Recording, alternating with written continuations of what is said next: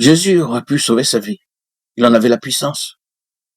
Dans Matthieu 27, 42, nous lisons, il a sauvé les autres, il ne peut se sauver lui-même. On se moquait de lui lorsqu'on passait devant se crucifier. Jésus avait cette puissance de descendre de la croix, de manifester la toute-puissance qui lui a été donnée en tant qu'enfant, que fils de Dieu. Mais il refusa de l'employer pour lui-même. Pour sauver les autres, oui. Sauver quand cela ne coûte rien, chacun peut le faire. Même des pauvres créatures pécheresses. Mais les sauver au prix de sa propre vie à la place de soi-même. Ah, cela est divin. Jésus ne pouvait se sauver parce qu'il n'est pas dans la nature divine de sauver sa vie en laissant les autres se perdre. Il ne peut pas. Parole magnifique prononcée par les moqueurs, par des pécheurs qui crucifient leur sauveur. Oui, il a sauvé les autres et il ne peut se sauver lui-même. Tout est dit. Matthieu 27, 42.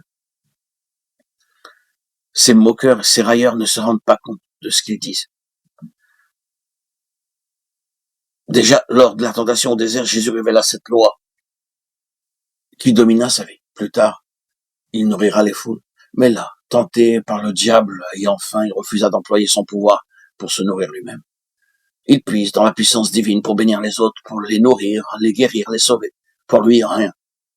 Pour s'éviter la torture de la faim, pour arrêter les paroles de mépris ou empêcher les coups qui le frappent, Jésus refusa de recourir à la puissance divine. Tel doit être l'enfant de Dieu pour être transformé en image du Fils et manifester son caractère divin, ainsi que le Fils lui-même révéla le Père céleste. Il a sauvé les autres, il ne peut se sauver lui-même.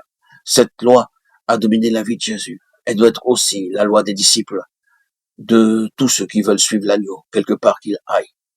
Donnez votre vie pour ceux qui vous rejettent, ceux qui vous jugent mal, quand vous pourriez vous en dispenser. Voilà le calvaire. Avoir le pouvoir de sauver votre vie et ne pas user de ce pouvoir parce que d'autres seraient perdus. Voilà le calvaire. S'employer à délivrer les âmes du pouvoir de Satan et être comme à la merci apparente de l'adversaire, alors de la puissance des ténèbres. C'est bien là le calvaire. Enfant de Dieu, tu as peut-être été employé à délivrer les autres. Et maintenant, tu t'étonnes de ne pas être délivré toi-même des combats au dehors et des craintes au dedans qui assiègent ta vie. D'autres viennent à toi pour être secourus, délivrés, et tu leur donnes ce dont tu as le plus grand besoin toi-même. Tu réclames la victoire pour ceux qui sont dans l'affliction.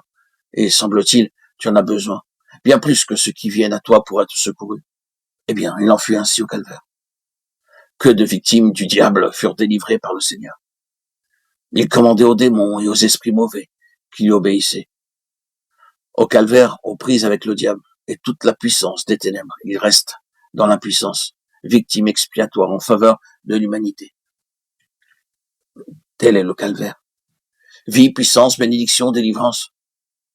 Pour les autres, rien que pour soi-même, rien pour soi-même que de rester dans la volonté de Dieu et d'accepter de sa main ce qu'il permet pour son enfant.